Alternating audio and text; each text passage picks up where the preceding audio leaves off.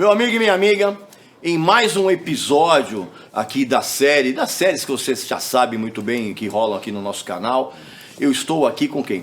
Mais uma vez com o Paulo Baron, né, nosso grande parceiro e contador de histórias aqui, e hoje nós estamos com quem, cara? Com alguns dos integrantes do Viper. Cara, o Viper voltou às atividades, vão fazer uma turnê, se eu não me engano, no ano que vem, né?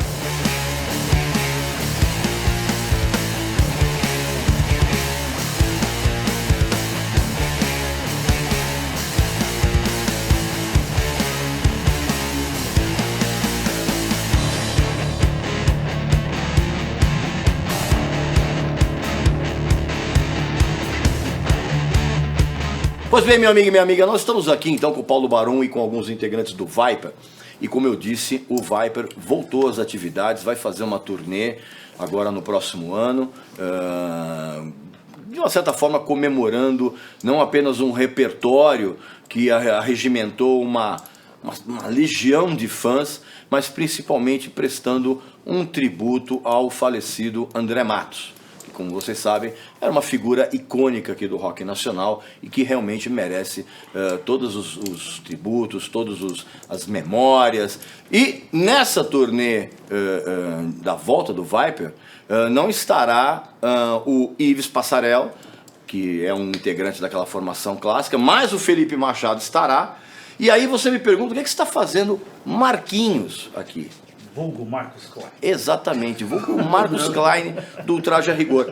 E você vai entender por que o Marcos está aqui, cara, porque o Marcos fez parte, sim, de uma das formações do Viper e hoje o Marquinhos está no Ultraje a Rigor, tá bom? E eu queria começar essa entrevista, evidentemente que não tem pauta nenhuma, a gente vai bater um papo.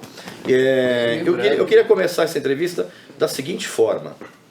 Evidentemente que a memória do André Matos vai estar presente nessa turnê, sem sombra de dúvida. E eu gostaria de saber de vocês o seguinte, cara.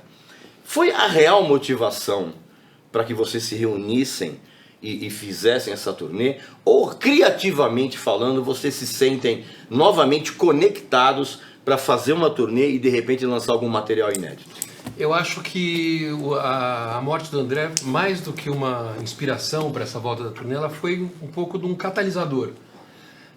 Não foi um catalisador criativo, claro que não. Ela foi um catalisador muito mais da união de pessoas em volta desse assunto. Por exemplo, eu conheci o Paulo Baron no lado social, a gente já tinha se encontrado algumas outras vezes e tal. Mas a gente só foi começar a ter essa ideia de fazer esses shows quando a gente se encontrou num show do Angra and Friends, que eles me convidaram para tocar uma música, né, era uma homenagem ao André, o pessoal do Xamã participou, o pessoal do Angra, claro, participou, e eu toquei com eles e tal. Eu nunca imaginei que eu ia ver no peito assim uma credencial Angra, Felipe Machado, Angra. Eu falei, pô, quando que isso ia acontecer na vida, né, meu? Eu pensei, nunca. Então, assim, a morte do André, ela foi um catalisador de muitas energias, assim, principalmente um sentimento muito bom do público, assim. Então, isso foi o principal que nos fez... O Viper nunca acabou. O Viper nunca acabou, tanto que todo ano a gente faz aquele Viper Day, que é uma festa que tem no dia 8 de abril, que a gente comemora o aniversário do primeiro show no Lira Paulistana, de 85 e tal. Embora o Marquinhos queira reivindicar que a criação do Viper foi no aniversário dele, mas já vamos falar disso. Exatamente. Vamos falar disso.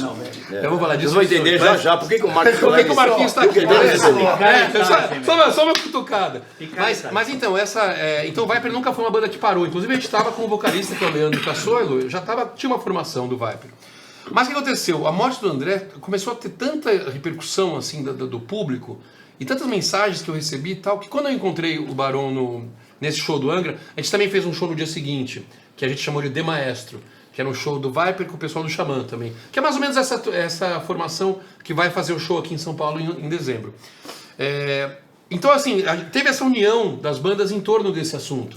E daí, quando teve essa volta, eu comecei a pensar muito assim, eu e o Pete, né, conversamos um pouco e a gente resolveu pensar assim, pô, mas o último trabalho do Viper, autoral, criativo, foi em 2007, que é um disco chamado All My Life, que é um disco muito legal, mas não saiu legal, não teve uma produção. A distribuição muito fraca. A distribuição não foi legal.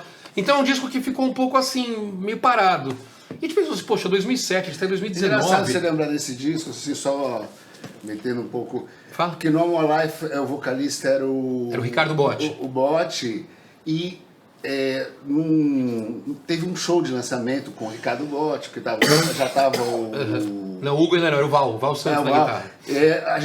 Eu e o André, a gente foi em Pinheiros, e aí até uma Foi entrevista que foi achar, não sei aonde, e ele estava já com a carreira no Xamã. Acho que era Xamã, Ou 2007. tinha saído, agora... Ele estava na carreira solo já. Ele já estava na carreira solo, eu já estava no Capital, mas assim, de qualquer forma, eu lembro desse show que foi esse último disco lançado... o último disco de inéditas, de inéditas. E esse só para dar uma mas tem tudo a ver, eu não lembrava em relação ao André, que foi uma reunião que a gente... vai ter um show, e a gente não sabia faz um tempo. Cada um estava fazendo uma coisa. Mas peraí, você gravou esse disco? Você gravou o solo da música Violent? Não, gravei. E o André gravou o vocal na música Love Is All. É verdade. A gente participou do disco e teve um show de lançamento. Exatamente. Foi um lugar, eu esqueci o nome. Foi no Coppola. Um lugar assim, acho que já fechou o lugar. Mas enfim, então esse disco foi o último registro, vamos dizer assim, criativo do Viper de inéditas. Então eu pensei, não adianta a gente... Também é chato o negócio a gente ficar vivendo do passado, só tocando música antiga, só... As homenagens são legais, a gente comemorou 30 anos do Teatro Feito, aliás, esse ano comemora 30 anos, a gente comemorou 30 anos do Soldier, sei lá.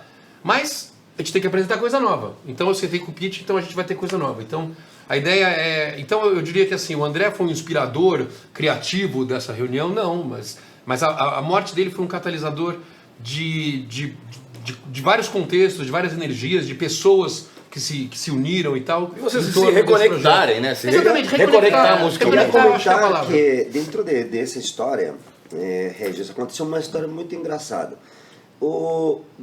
Nós, Felipe e eu, sempre nos encontramos socialmente, como ele falou. Eu sou amigo do Ives há muitos anos. Inclusive a gente se encontra várias vezes. Saíamos. Eu, ele e o André. Nós três saímos, o André, éramos os três que quando o Ives não fazia parte de banda alguma, estava totalmente quebrado. Íamos em bares, para você ter uma ideia. Vários bares onde só podemos gastar lembra? A cerveja que custava 12 reais. O André pagava uma, se pagava outra. E assim ia pagando. Cada um pagava. Então, cada um pagava 20. E era muito... no final todo mundo tomava cerveja. A história interessante. Mas de muitos anos. E com o Marquinho eu me encontrava também assim, quando ia por exemplo, ele faz alguns shows meus, eu ia levei vários artistas lá no Danilo Gentili, e fiz inclusive meu programa lá que me entrevistaram. E a partir da morte do André, olha como é interessante. Um dia, depois de estar conversando com o Felipe, e o Felipe me disse, cara, putz, que legal, né? Tínhamos várias similitudes. Ele me convidou a vir aqui em casa. Ficou tomando vinho, conversando um monte, ligamos pro Ives, ficamos dando risada e tal. Começamos a lembrar muitas histórias do André. E sabe o que? O mais louco que aconteceu? No dia seguinte tinha um show do Kiko Loureiro, no Sesc. Convidei o Felipe, fomos e depois trouxemos o Kiko Loureiro e ficamos aqui os três falando. A partir daquele momento, porque o Kiko era um cara que sempre parecia o cara que estava fora de toda essa história, Viper e a história, o Kiko começou a nos contar histórias loucas aqui no apartamento que ele estudava, na escola No Rio Branco. No Rio Branco. Aí começamos a ligar muitas histórias que aconteciam e começamos a falar do Marquinho. Então, para mim, convidarem esse programa que te falei, o Marquinho tem que estar nesta, inclusive fizemos essa entrevista um pouco mais cedo, porque o Marquinho faz uma parte interessantíssima de todo esse começo, e eu chamaria, e é o que me chama muita atenção a isto, o clã de Higienópolis. Porque aqui em Higienópolis esse clã surgiu que hoje um é uma banda, outro é um escritor músico, o outro está em outra banda também. Mas o que as pessoas não sabem é que aqui em São Paulo, hoje evidentemente que não tem isso, porque as pessoas hoje elas crescem, os adolescentes crescem de uma maneira muito individual. Mas antigamente, nos anos 70, até nos anos 80, cada rua tinha a sua turma. Então era a turma da rua tal que jogava bola contra a turma da rua Y. A turma da não sei aonde que brigava com a turma e não sei o quê. Então, na verdade, era um conceito de turma, mas era um conceito de gangue, mas não violenta. Não Warriors, não não Warriors, né? Mas era... Agora, ô Marquinhos, então, vamos aproveitar que você está aqui, inclusive o Marquinhos gentilmente está aqui, porque ele vai ter que depois, saindo daqui, indo para lá pra gravação. Exatamente. Marquinhos, como é? Explica para nós, cara, e para quem está nos assistindo, qual é a tua participação na história do Viper? Então, eu vou até contar umas curiosidades que, por exemplo, vocês estavam falando da clã de Higienópolis, eu estudei com o Max Cavaleira, aqui no Senato Casa Pia, São Vicente de Paulo, aqui do lado da sua. Porque o Max e o Igor moravam aqui Eles moravam na Avenida Angélica. Lá no Parque das Hotéis. O Max e o Igor moravam na Avenida Angélica. O Marquinhos morava na Brasília Machado junto com o Cássio Alves, baterista do Viper. Filho, eu, Ives, André e Pete na Veiga Filho e meu irmão, que também teve sempre tocou. Isso, na verdade, esse papo, pra quem mora fora de São Paulo, não tem o menor interesse, porque ninguém vai lembrar dessas ruas aqui. Aí depois, claro que o Max, por questões pessoais, eles foram... A história é a seguinte, cala a boca aí, deixa eu falar. Obrigado! Você começou, você começou. Ele quer não falei nada! Vai, eu vou contar, hein? O Marcos Klein nasceu Porra, no meu, dia cala 3. a boca você também. Vai. Eu acho os trio aqui. Fala aí, Vai, Marquinhos. Não, então, eu estudei com o Max, e por ele ser palmeirense, a gente começou até a ir nos jogos junto, ele morava aqui perto, tinha uma quadra de futebol lá no prédio dele, a gente fez muita amizade. Mas quando o pai dele faleceu, aí eles zarparam pra BH. Então é engraçado que depois eu fui encontrar o Max anos depois, ele falou, porra, você, inacreditável, virou músico também, aquela loucura. Bom, mas aí quando eu mudei pra Brasília Machado, que era uma rua próxima... Pertinho, tudo aqui, perto. Morava todo mundo, inclusive o baterista do Viper que me chutou da banda, gravou o primeiro disco, safado. Não, tô brincando, tá com raiva. Tem que contar Tem que contar a história, vai. Bom, aí, a gente era cabeludo, né? Então a gente se reconhecia pelos cabelos ali. Porque naquela época eram os punk que queriam matar a gente e os skinhead. Os skinhead queriam matar os punk e a gente só queria curtir o som, porque a gente não conseguia bater em ninguém. Então, também tem essa, né? Então aí eu vendo esses malucos passar, a gente, foi ficando amigo, né? A gente foi... Eu não lembro bem, assim, a gênese de como é que foi o papo, mas assim, a gente gostava de Kiss, gostava dessas coisas. Não, mas a gente foi se encontrando quando já tinha uns 14, 15 anos, o André... No bairro mesmo. Ele era o mais novo, né? O André era o mais novo. Então, e aí, do bairro mesmo, então um conhecia o... Jogava bola, aí o Cássio Aldi, que é o baterista que gravou o Soldiers of Sunrise, ele morava no mesmo prédio e eu vi ele passando com uns bagulho de Kiss, assim, uns instrumentos fazendo marceneiro. Falei, que porra é essa? Eu era fã de Kiss também. Aí eu fui falar com ele, e aí, ele tinha um projeto de se pintar, aí eu entrei na banda, Kiss Army, lembra do Kiss Army? Eles se pintavam e dublavam Kiss. E você era o Peter Criss. Eu era o Gene Simmons. E eu botava uma corrente de bicicleta pra falar que... Eu adoraria achar essas fotos. Vamos ilustrar com as fotos. Vou ter que achar. Vai, conta aí. Bom, aí beleza, aí a gente... Todo amigo, aí a gente foi tentando montar a banda Kiss, né? A gente, ia no marceneiro mesmo, fazia aquele baixo machado, a gente fazia na mão, era muito A gente não, o cara, né? O cara, mas projetava, fazia transferidor. Mas aonde que isso vai parar? Mas é que é legal a história. Aí o André Matos foi angariado para ser o Ace Frehley. Eu tô falando isso porque o primeiro programa de TV que eu fiz na vida foi com o Kiss Army. O Cássio Aldi, baterista do Viper. Era o Paul Stanley. É o Paul Stanley. O Ace Frehley era o André Matos e seu irmão, Nando Machado, era o Peter Criss. Vamos achar esse vídeo, internet. Não, então, foi no Vandeco Pipão. Achem esse vídeo, internet. Não tem, velho. Eu fui no acervo da Gazeta. Eu fui no acervo da Gazeta e não rolou. Bom, não tem, cara. Se tivesse, pelo amor, ia passar todo dia no Danilo Gentili. Sem dúvida. Bom, aí teve o Kiss Army.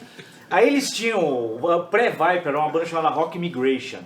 E eles tiveram uma experiência no Sion, que jogaram feijão em vocês. Feijões. Né? Foi no dia 6 de novembro, aniversário do Cássio. Então, era tão boa a banda que o pessoal jogou feijão, que naquela época era meio raro ter em casa. Fez 30 e sei lá quantos anos. 82. Bom, aí... A gente dava pra perceber o tipo de ódio que eles espetaram na plateia. Inveja. Feijão era tinha muito uma música chamada Rock Migration. Eu era o vocal. Bem difícil, né? Muito poético. Eu era o vocal, o Ives era o guitarrista e o Pete era o baterista. Bom, mas aí acontece. Aí veio o segundo projeto que foi eu, Ives e André, né? Eu gostava de tocar bateria. Primeira banda, Netuno. Minha primeira banda foi com esses caras, era chamada Netuno.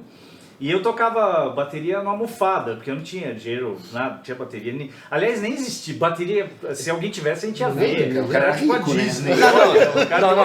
Guitarra também, Fender. Todo baterista que era moleque, isso seja nos anos 60, nos anos 70, nos anos 80, Começava assim, começou ou nas almofadas ou nos baldes. Isso aí, exatamente. Balde de plástico. E eu tinha uma caixa de fanfarra. Pô, eu falei, caralho, agora eu vi. Então, então você tocava bateria, o Ives guitarra e o André E o piano André E a e gente cantava. chegou Né? a gravar o Netuno, que era eu, o André Matos e o Marquinhos.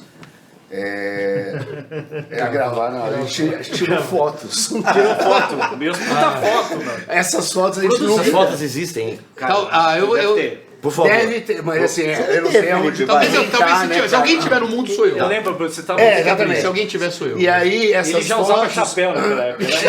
Já usava Aí chapéu. ele usava chapéu já? É, mas essas fotos, depois eu tirei. Era um chapéu que o pai dele tinha também.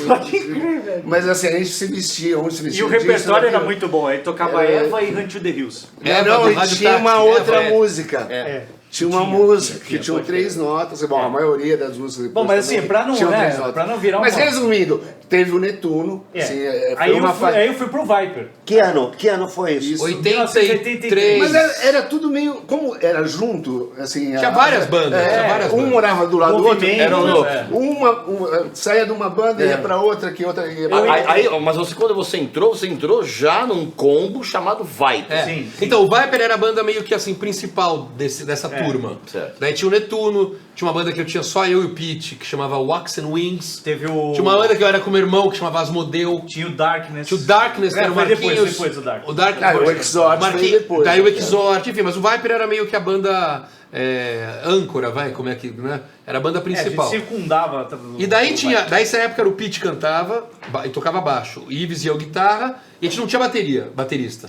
E daí pintou um show, que a gente abriu um show do Made in Brasil, depois acabou nem rolando, mas ia pintar um show do Made in Brasil, a gente precisava ter um baterista. Então o que a gente fez? A gente convidou o Marquinhos, porque assim, o Marquinhos e o Cássio, os dois tocavam bateria, mas enfim, nenhum dos dois tinha bateria. E a gente convidou o Marquinhos, tudo bem. E daí o Marquinhos aceitou, a gente começou meio a ensaiar assim com o violão, né, batendo nas coisas, ensaiava, mas o nome Viper já existia. Só que daí... Eu não lembro muito. Pera, agora eu lembro, mas agora você quer contar ou quer que eu conte? Não, aí o Conta Cássio, você. ficava falando assim, né? A gente tinha o Kiss Army, né? Eu com hipoglós na cara, É, conversando com alguém sério, né? Era hipoglós, mano. A gente fedia, velho.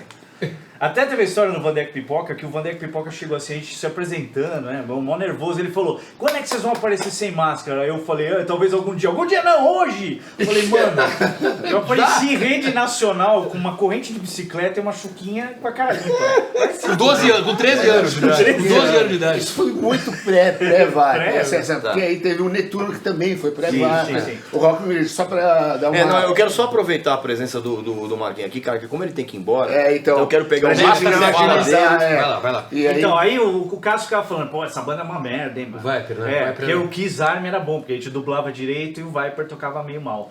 Aí ele falou, pô, você devia sair, puta bosta, tá perdendo tempo. Aí eu saí, no dia seguinte ele entrou. O Cássio incentivou ele a sair do Viper. Daí no dia seguinte ele falou assim, olha, eu quero entrar na banda. Beleza, a gente não tem baterista. Obviamente, Pegou o pé. Da hora. obviamente, sem nenhuma segunda intenção ele teria vencer. com Aí eu fiquei vendido, pra eu gente- falei, foi, né? Falei, que se dane. Mas aí depois de um tempo eu fui desanimando, porque morava no apartamento. Eu falei, não vou ter batera, sei lá. Aí eu peguei dia 15 de março de 1985. Calma, eu quero que você conte isso. 15 de março de 85, o Felipe chegou pra mim, pega aí uma guitarra aí, não sei o que, foi mais ou menos assim, na sua casa. Aí eu peguei e falei, porra, da hora, velho. Aí nesse dia eu marquei a data, foi o dia que eu decidi ser guitarrista. Que vem umas histórias absurdas. E daí eu também já te dei passei umas coisas. o acorde do- Como é que foi? o acorde do do Pinto, que era um acorde do fazer Pinto, assim. Cara, da hora, bicho. Mas pera, só pra contar. Dia 3 de janeiro de 85. É o aniversário do Marquinhos. Aniversário, conta Porque isso. eu era ainda baterista, Conta. eu fui fazer uma festa de aniversário e naquela época eu tinha, a cada 3, 4 meses, eu tinha gastrite crônica. É verdade, você tinha um resfriado Mano, e no direto, dia do meu aniversário, cara, eu tive uma gastrite, eu fiquei de cama, e esses caras aloprando minha casa. 3 de janeiro de 85. E até foi engraçado que eles pegaram os cabos de vassoura, lixo e deram uma embrulhada pra fingir que ia me dar uma batera. Ah, eu não lembrava disso! Puta sacanagem! Isso é Puta sacanagem, bullying! Bullying fudido! Mano, eu na cama, vomitando sangue quase, passando mal, puta zona na casa, os caras jogando coxinha pra tudo que é lado.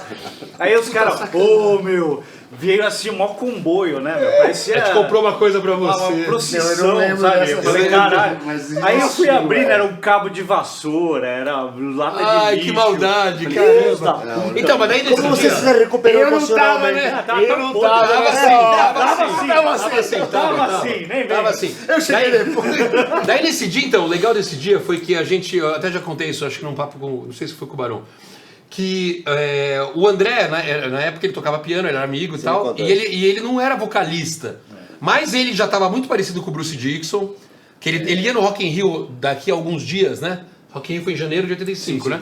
Ele ia pro Rock in Rio, então ele já tinha comprado, o pai dele tinha comprado na Praça da República, ali Não, na eu galeria, levei ele camisetas, lá. Eu fui com você ele, foi, eu levei ele, a bracelete, gente arrumou ele cinto. como metal, porque Hein? ele já gostava de Já rock. gostava de rock, claro. Ah, Cinto de... vocês foram arrumar ele porque ele ia pra... Não, antes dele entrar, não tinha nem planos Esse é o dele começo entrar. da história. Ele assim, tava só tocando piano. Ele tava tocando piano e ele comprou tudo ele já isso. tocava, ele foi prêmio Rota, ele era um cara super, assim, tem um prêmio no Colégio Rio Branco, show de talentos no Rio Branco. Então o show de talentos, pô, sempre ganhava quem tocasse Te Amo em espanhol, aquele mundo, e as meninas chorando. E a gente foi tocar o quê? Paranoide, né? Paranoide de heavy rock. Heavy rock. HR. E lá ele estudava lá, eu também, a gente estudava lá, você estudava no Sion, Sion, cada na um frente. estudava em um colégio por aqui. E foi ali que começou, ele já era cabeludo, eu fiquei bem amigo dele, do irmão dele, Daniel, ele era pequeno, né? Pô, ele tinha 13 anos, 14 anos. Mas ali que eu vi, o Viper não tinha um vocalista. O Viper tinha, meu irmão, às vezes cantava, a gente viu outras pessoas, mas... E a cena do heavy metal em São Paulo, ela era o heavy metal, como o SP Metal, se a gente lembrar, que várias bandas maravilhosas, Centúrias. É isso. A gente tem que lembrar que começou com a Baratos ali, nesse heavy metal, em português. A gente ia nos shows, a gente foi em vários shows do Apia, Chave do Sol, Vírus, Salário. ótima banda, eu acho, aquele primeiro, e o segundo também, mas o primeiro marcou bastante. Portas Negras, a gente chegou a cantar com o André, o André cantou no Palace. Tocou né, Portas Negras. Negras. E nesse meio, a gente ia nesses shows, mas a gente não achava um vocalista. Que aliás é o grande problema de toda a banda. De toda a banda. E quando a gente foi ver, tava exatamente do lado mesmo do prédio, porque começou assim, eu chutei uma bola, eu sabia que ele estudava no meu colégio, mas a bola caiu no prédio dele, eu fui buscar a bola, e quem pegou foi o André, devolveu, falou assim, pô, eu te vejo ali. Vocês gostam de rock? Vocês né? gostam de rock, você é cabeludo. Meu, vamos fazer um jogo de futebol? Um prédio contra prédio? Começou assim. Aí a gente ficou amigo, e aí ele já tocava piano, ele era super bom pianista já pra época, ele já estudava horas e horas. O piano erudito. Piano erudito, era um cara conhecia música, o pai dele era muito, assim, gostava de... Mostrava vários, desde Janis Joplin, a música brasileira, isso foi legal para ele. Abria o leque, abria o espectro, né? Para uma criança de 3 anos, não ficou só sim. vou mostrar só Beatles, ou só Rolling Stones, ou sei lá, nem tinha muito heavy metal. E a gente começou a ver a cena do metal de outra forma. Então, quando o André entrou e a gente gravou os Soldiers aí, o Soldiers of Sunrise também era precário, mas a gente já mais ou menos tinha uma ideia qual seria o rumo do nosso som. Assim, porque tinha em outros lugares, como em Minas ou no Rio, tinha o Dorsal, tinha... Mas já tinha, por exemplo, aquela influência do Iron Maiden e do Halloween. Já, não, Total. bastante. Halloween a gente não, porque a gente nem sabia Não, que era. do Iron Maiden, Black Sabbath, Iron Maiden, que era melódico. Iron Maiden, com certeza, o André mesmo, a gente comprava até calça parecida pra tentar ser você era o Dave Murray, eu era o Andrew Smith, o André era o Bruce Dickinson. tem uma Tinha o Steve foto, Harris, né, legal. no Casa Azul, então a gente via isso. Só que, claro, é o primeiro disco, e de qualquer banda, eu acho, assim, no geral, a gente sabe, você tem muita influência de cara de alguém ali. Você vê É o Iron inevitável. Maiden, a Uriah Heep, muita coisa, e várias outras. Mas fazendo até um adendo, isso que, de quem tá de fora vendo essa imagem que foi no dia do meu aniversário, que o André meio selou. Que ele entrou. A gente convidou ele pra entrar na banda Ele numa festa convidou de aniversário no do aniversário, a mas- gente tocou no Lira depois, no dia 8 de abril. Mas assim, eu vendo de fora, eu já Fala aí. sabia que ia rolar isso. Meio, porque o André ele tinha uma Ele postura tinha de crooner. Ele tinha uma postura De vocal. De vocal mesmo, entendeu? Você já via que o cara ia dar uma decolada ali na hora certa. E a Então, voz, eu né? até- Inclusive, na época, ele já tinha o cabelo igual do Bruce Sim, Dickinson. sim, já, também. Já que quando rolou o lance, eu nem fiquei, porque eu fiquei meio de lado ali, né? Eu falei, É, porra, você- eu não aí tive você banda montou o nenhuma. Exote, né? Aí não, depois eu montei o Exote depois. Mas Você montou, inclusive, o Exote com um grande amigo meu, que é o Silvio Vartan. Sim, Nossa, Vartan, é amigo grande nosso. amigo E com o Nando, que é meu nosso, irmão, Nando, enfim, também era a mesma essa turma. amigos O Vartan mais também antigos. morava aqui perto e estudava no Rio Branco, então ele também era parte dessa turma. Agora Ele é até, super, pô, Felipe, é verdade essa história, e assim, eu já ouvi muita gente falando isso, que o Viper criou o Power Metal, não só no Brasil, no mundo. Bom,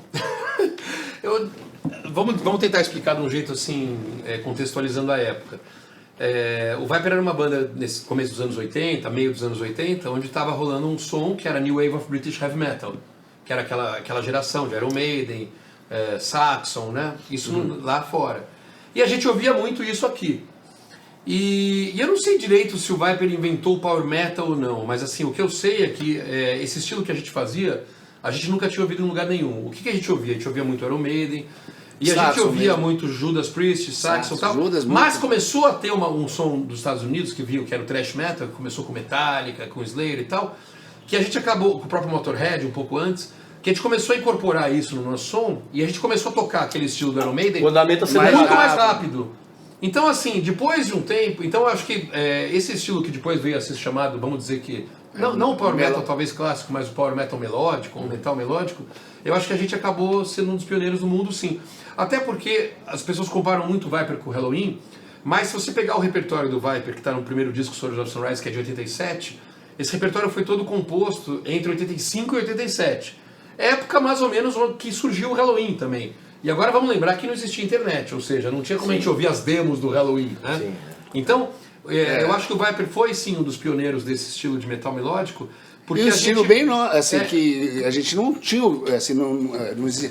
Saxon, sim, Iron Maiden, esses clipes todos que rolavam, mas Se assim, você pegar- o Halloween não era uma coisa Não que... era uma banda que a gente... Então, assim, se você pegar conhecesse, as assim, influências, eu acho que foi uma questão meio de, sei lá, de zeitgeist, ou de, assim, de espírito do tempo ali, né? De você ter, misturar o que vinha da Inglaterra, o Iron Maiden e tal, com um pouco mais de peso que vinha do Motorhead e também vinha um pouco do começo do thrash metal. Do Metallica. Metallica e tal. Então, a gente ouvia isso, por exemplo, se você ouvir a música Knights of Destruction, é uma música muito rápida, pesada, mas ela tem um pouco do Iron Maiden, mas ela tem um pouco de thrash Tem o tipo metal. o Whiplash, o primeiro disco, o Seek and Destroy, que é do Metallica, o Kill 'Em All. Você vê que tem coisas, que, embora seja até pela voz do André, mas tem coisa que ali é pesada, rápida. Só que com um vocal mais... Que melódico. não, Então, você falou do Metallica, me lembrei que tem. eu acho Bom, que teve então, um pouco... em resumo, pronto.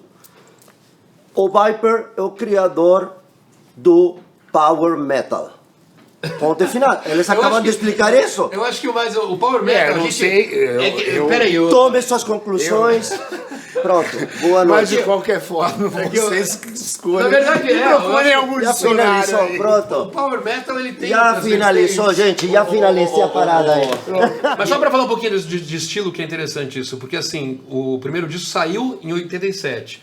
Quer dizer que aquele repertório ele foi todo composto entre 85 e 87. Então nessa época nem existia Halloween, ou se existia em demo. Mas Nunca apareceu teria nem em chegado aqui. 87, que Mas era um... Mas o Halloween também é um pouco derivativo do Iron Então, Maiden. exatamente, né? não, total.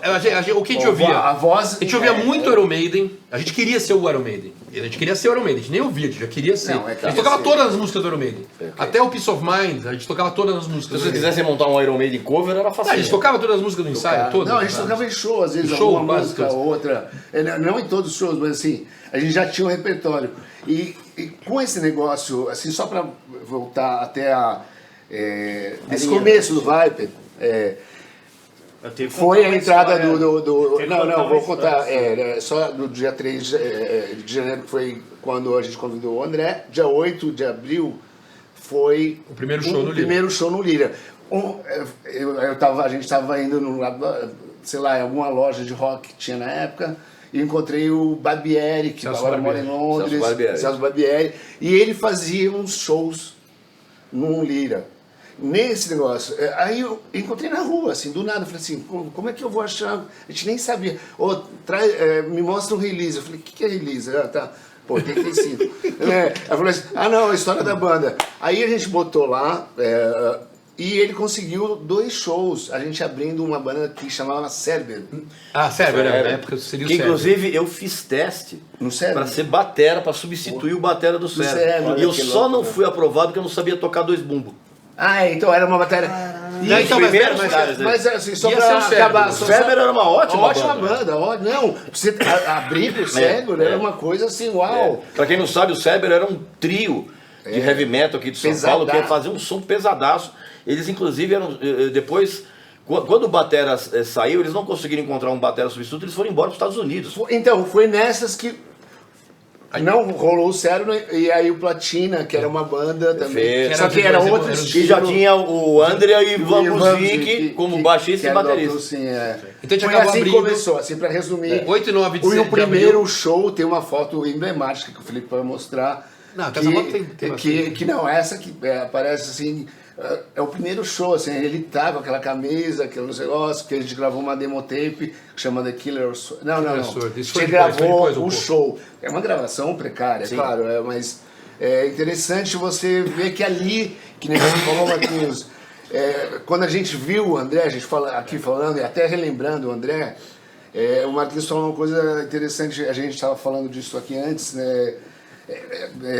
Ali você já via que já tinha um diferencial muito claro em relação aos outros.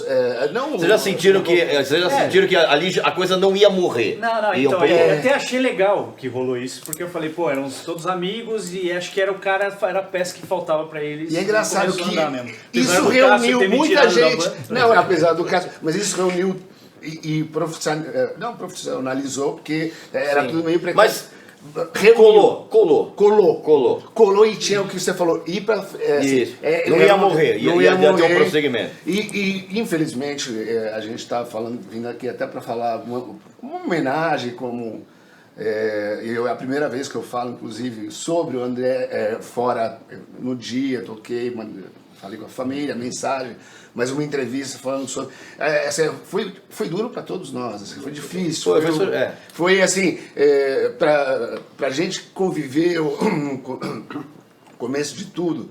Ele relembrar, e eu via ele bastante, assim, nos últimos tempos, claro, eu viajando com Capital, ele com a Ele fez o banda, espetáculo solo dele o também. espetáculo solo, ele fez o Tommy, fez então a gente se via na medida do possível e de uma forma ou de outra, do mesmo jeito que quando ele apareceu para formar, e a gente já tinha formado junto com o Pete, o Felipe,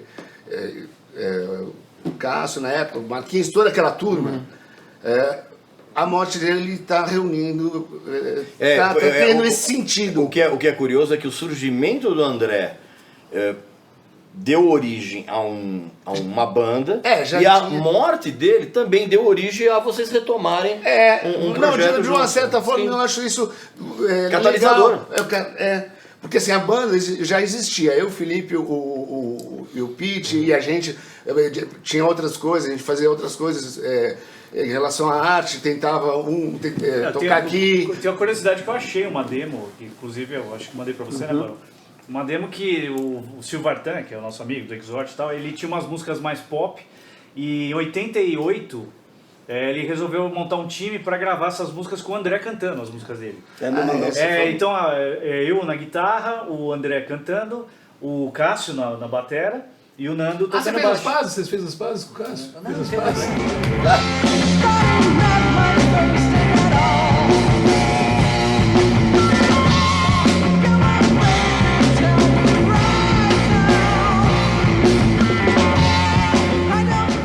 Faz tempo, o caso realmente é um que eu não vejo faz muito Queria tempo. comentar porque o Marquinhos tem que ir vou e ter eu que gostaria ir. muito mais ter ele aqui porque é muito rico, né? O que estamos Não, vendo. a nossa história Inclusive, é... o Marquinhos, a primeira vez que eu tive contato com o trabalho do Marquinhos foi quando ele mandou uma fita com músicas de cinema. Você lembra disso?